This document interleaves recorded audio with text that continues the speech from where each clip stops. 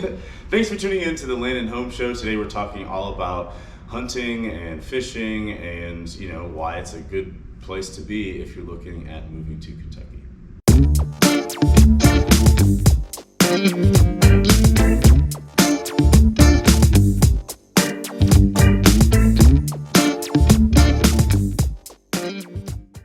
Hi, I'm Stephen W. Davis, your land specialist and residential realtor here in Central Kentucky and beyond. I am joined by two fairly new friends of mine who have years and years of hunting on me and fishing and all of that. And they kind of have two different perspectives of being here in Kentucky and participating in those sports. So we're going to talk to them about their perspectives, about their experiences, about birds, about deer, about lots of stuff, and hopefully it'll give you a little bit of insight as to something that you may value in your ideas of moving to this state. So why don't you start by introducing yourselves, Jeremy and Nick, and let people know who you are and what you do. All right. My name is Jeremy Hanna, and I'm what they call a hay jockey. Work for a hay broker. We sell hay and straw to a lot of the local horse farms here in Central Kentucky. Grew up here for most of my life, and then moved away around my college years and to Kansas City. Spent some time there, and then moved back here. Nice. Enjoy hunting. I've been hunting most of my life. My grandfather and my dad both taught me how to hunt and fish, and that's pretty much a lot of what I do in my spare time. He's a very modest person, but he's a very accomplished hunter. And Nick?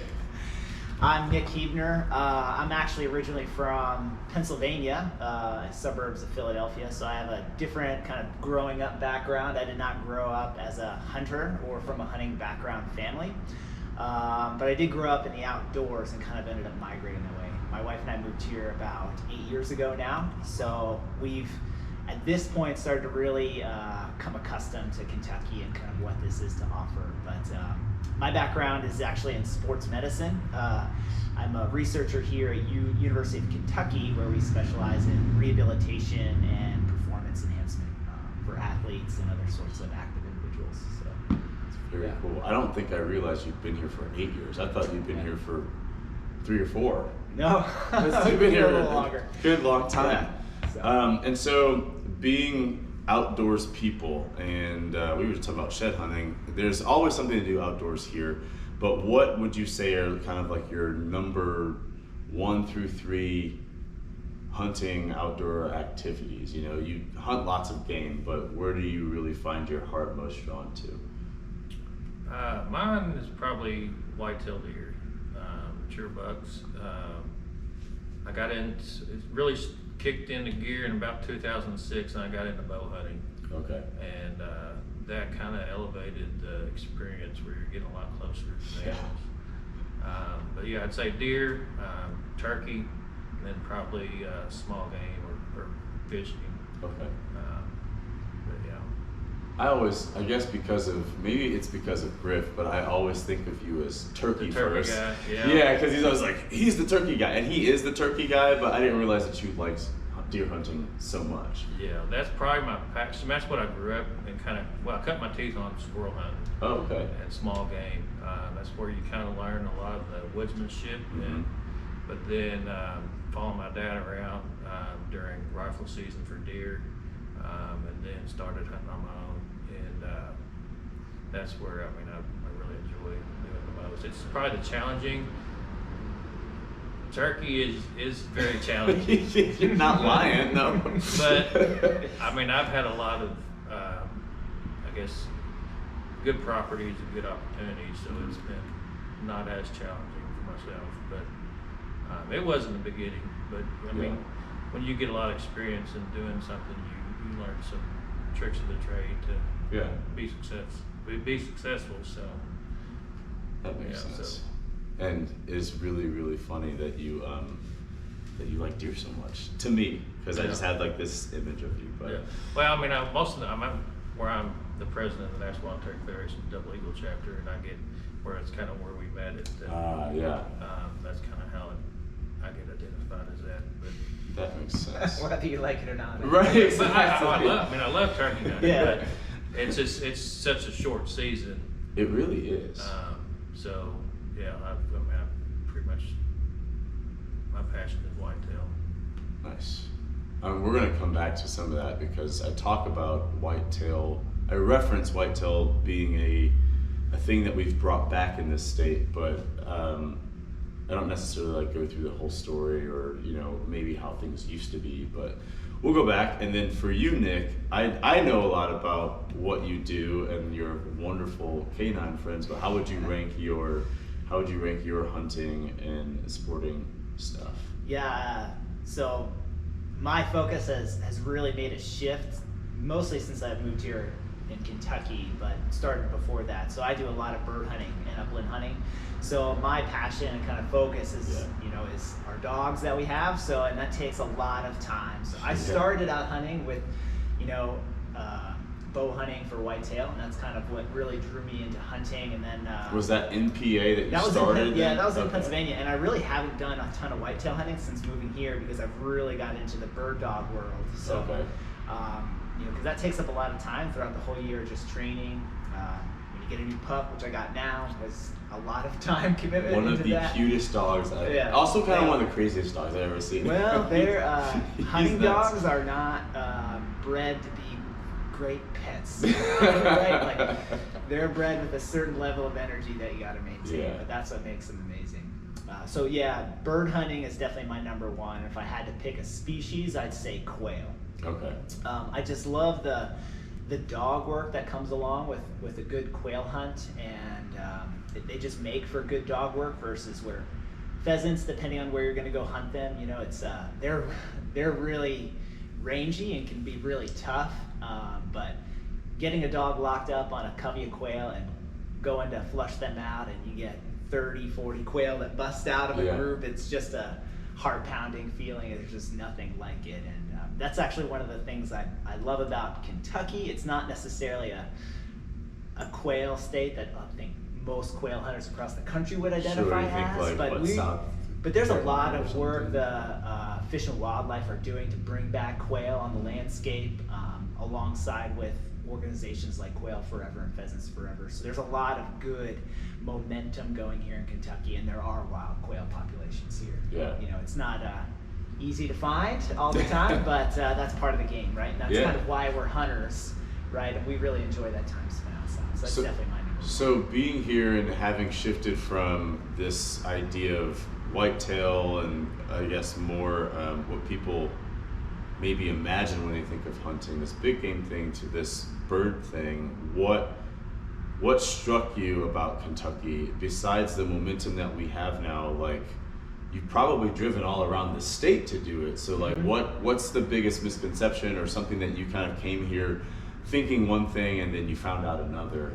Yeah, I think one thing I found out that really surprised me about Kentucky was just the variety of landscapes in the state, right? So even if you're going to be, we're just driving 2 hours east of here, in the mountains, you're in Appalachia, and you're going to be hunting in the mountains. So you might find more, or try to focus more on things like woodcock and rough grouse that are going to be migrating, down the Appalachian corridor. But and get into that game. But here we're kind of in this transition state in the bluegrass region, right, where we're close to the mountains, but we're kind of on this little bit more of a plain landscape where there's a lot more field, a lot more agriculture we start to see here. And then further out west you get towards the Mississippi flyway, you really see a change in what the wildlife is. And as a bird hunter, you really get anything from woodcock and grouse on the eastern side of the state, and you're going to get into quail as you move further into the agriculture, and then you're going to even get into sandhill crane and waterfowl as you get closer to the western side of the state. So it's a huge variety,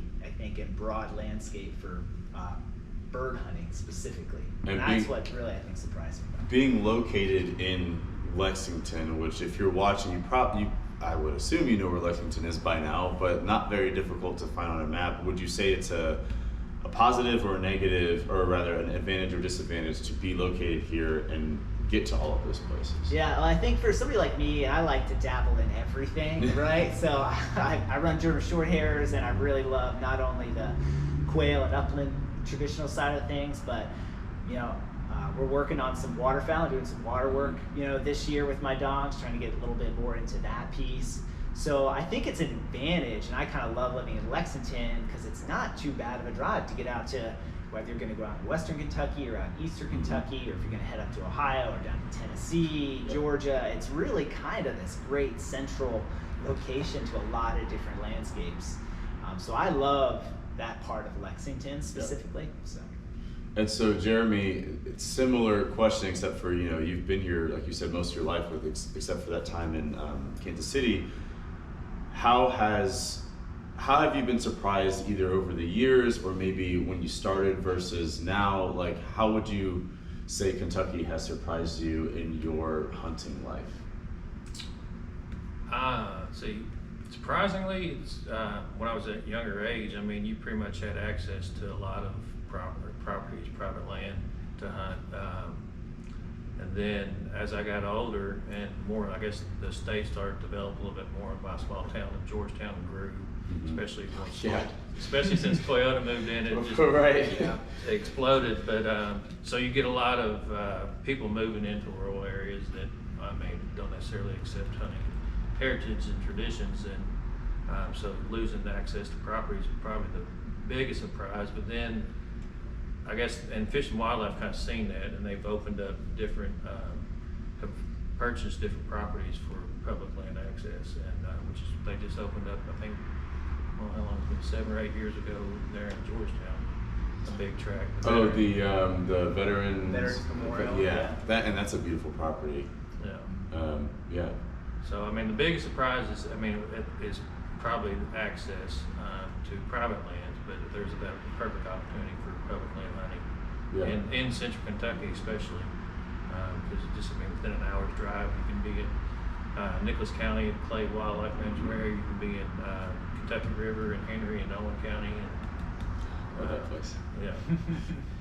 That's the first place he ever told me to go, and I don't know how secretive we want to be about where to go inside the WMA, but there's some cool turkey, and there's amazing water. I think that's one of the things that makes Kentucky unique for hunting is we have a lot of waterways, and they're really, for the most part, well managed. And obviously we've got some awful things happening in Ohio that are potentially going to affect the Ohio River and what that river system looks like. But overall, we've got tons of creeks and streams and a pretty in-depth dam system as well that keep things managed. There's a lot of managed land and managed water here. How much do you hunt public land, the two of you, would you say, like public to private? Oh, I'd say I hunt probably mostly public land here in Kentucky. I don't know, I'd probably say maybe 75-25%. In the last 3 years, it's probably been almost 100% public land. Wow. But before that, I had a lot of access to private lands that I ended up losing access to. But I've got a couple farms that I'll probably hunt turkeys opening weekend, and then the rest of the time I hunt public land. And the reason why I asked that question for those of you who are watching is because the folks that get in touch with me, they are looking, of course, to maybe manage their own deer herds and be able to hunt their own property, which is great, and that's an awesome goal. But I don't think people think about public land hunting when they think Kentucky. Public land is almost unanimously synonymous with being out west. It's like, oh, we're going to get elk, and we're going to go for some mule deer, and we're going to, do all this amazing fishing in Colorado, and we have all of those things here. Now, will the elk be as big as what you're going to find in Idaho? Probably not, although every once in a while we have some really big elk that are tagged, and that's cool. And our whole genetic line for elk is actually from out west. That's how we reintroduced the population here in the early 2000s. But in any case, there is a lot of opportunity in Kentucky public land and Kentucky public waters, and I just wanted to make sure I impressed that upon you and the things that they were saying, because it may not be on the forefront of your mind. You may be in a position where you're only able to get 15 or 20 or 30 acres, but you're going to be within an hour, and certainly if you want to go further, you can drive 3 hours in Kentucky and that's really nothing compared to having to go to Colorado or Idaho for similar types of opportunities. Maybe a little bit more challenging, maybe not, but the opportunity is still there. When you talk about challenges on public land here, what does that look like to you and the way that you hunt? I'd say the biggest challenge, probably is pressure. We get a lot of out-of-state people. It's a great opportunity. There's great public land and managed very well. But what I've learned is how, instead of, tracking whatever game I'm after, when I'm scouting in the about this time of year in the winter and stuff, I'll mark stand locations and stuff like that and kind of figure out where people are hunting and try to see where they're not hunting and then focus on those areas. Because the deer do the same thing, wildlife, turkeys, all of them. Once they kind of learn where that pressure's at, they kind of avoid those areas for the most part. So I try to learn and pattern hunters and then see where they're not at, and then that's probably how I've had my most success. Putting in some work. Yeah. And what are your challenges? Would you say similar, different? Yeah, I think I definitely agree with that. I think on the bird hunting side of things, I'll take that spin of it, I guess. Yeah. I'd say the other big impact when it comes to, or big issue related to public lands, is just habitat management. We're doing a lot better in Kentucky, and the state does a great job, but there's a financial limitation to how much work can get done in a year, right? Sure. And how much boots are on the ground to change some of those landscapes. Because it takes a lot, especially when you're thinking about upland bird. It's not quite, they're not quite as resilient across different types of landscapes as much as maybe whitetail are. Yep. Although whitetail definitely thrive in specific landscapes and habitats, but upland bird, especially when you think about quail and rough grouse is a big issue. And push here in Kentucky, right, Yeah. where we have a lot more old growth kind of standing forests, which is pretty, but they really thrive in a mix. Yeah. Right. They need They old need growth, some of those early successional stages. Early successional kind of, and a little bit of old growth close to it. That's a lot more mass producing trees. So, and that takes some management to do that, right? And we've got a ton of forest land that's public land here in Kentucky. There's just a little bit more of a need for management, and it's happening, but it's going to take a lot of time. So. Yeah. I want to also, we were supposed to have another guest, but it's hard to coordinate lots of people's schedules onto one day, and so hopefully he'll be able to talk with us. I don't want to ruin the surprise or put him on the spot, so I won't say his name, but fishing wise, I know as I've gotten into it in the last 6 weeks,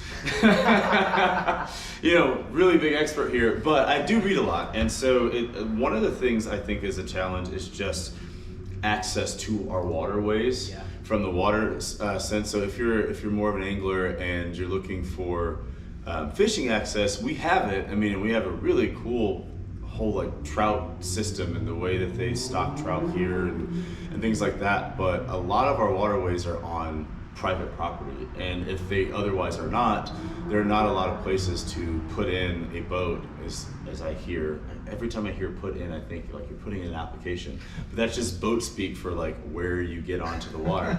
But we have the Dix River, the Salt River, we have the Kentucky River, we have all of these really massive places that are navigable, but because of the way that we've dammed them or the way that we've developed around them, it can be very difficult to take that boat and then get out on the water and access those fish. So I know that's something certainly around here that's changing. I know that they're trying to make the part of Kentucky River where Madison and Fayette County, purchase. Big land purchase, trying to make it more of a park if you're not a water person, but certainly give you some places to put in. So there are active things, a lot like what Nick is intimating, that we have momentum and we are changing, and so it's not a place where we're just accepting defeat or lying down. We're really trying to make public lands and public waters even more accessible and even more intriguing to explore at whatever level you're trying to explore them. I think to wrap up, because we've kind of covered everything, thankfully, and you've been so open and easy to talk to. Is there anything, moving to someone that's interested in moving here, to someone who already is here, if it's not directly at them, just anything that you haven't said that you want to share or talk about that you're like, oh, well, I didn't say this one thing about this type of hunting or this type of game, whatever. Yeah, no pressure. Yeah. No pressure. No Off pressure. the top of my head, I don't know. Yeah, I don't know. I think the other thing I'll share is there's a lot of communities here in Central Kentucky and across the state that do a lot of this advocacy work. Mhm. There's a lot of like-minded people, which is Yeah. how we met, It's- right? yeah, I it's think, totally I how think we that's met. the other thing to recognize that's nice about Mhm. where we are in Central Kentucky is there's a lot of organizations and groups where you can talk to like-minded people and kind of create a better network, especially for somebody who's moved from one state to another. It was great to have some landing spots, make some new friends in a new place, right, that do similar things and have similar interests. So. Yeah, I mean, and so since we're talking about it, let's just do a shameless plug for the Backcountry Hunters and Anglers, Yes. because that is how we met. And I think that sometimes if you're female or any other kind of minority, or maybe you're just an adult learner, it can be intimidating thinking about hunting because there is so much tradition inherently wrapped around it. You think that there may not be a place for you, and that could not be further from the truth. Yeah.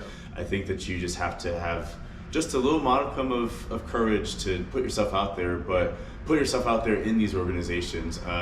Bluegrass Trout Unlimited is an incredibly inclusive and wonderful place. The Backcountry Hunters and Anglers are the same way. I have found a lot of community in the National Deer Association. So like, seek out these places where the infrastructure is literally to invite people, because what you'll find is awesome people like Jeremy Hanna and awesome people like Nick Heebner and so many others who are willing to just talk to you about, I mean, I've been doing this for a year. Like literally I've known you for like, I think almost exactly a year now at my first Backcountry Hunters and Anglers. I've known Nick for 4 months. and so people are, not everyone's going to want to take you out in the woods and teach you, but you don't necessarily need everybody to be able to do that. Sometimes you need just to know where to go or where to start or what to buy and what you don't need to buy. There are lots of ways to get knowledge, and I would say Backcountry Hunters and Anglers is a great place to start. So with that, thank you for watching. We're going to have more conversations like this on different topics to persuade you to come here, to buy some land, to buy a home, maybe just to visit, because we have a lot to offer here in Kentucky, and I'm really excited to share what those offerings are. So until next time, adios.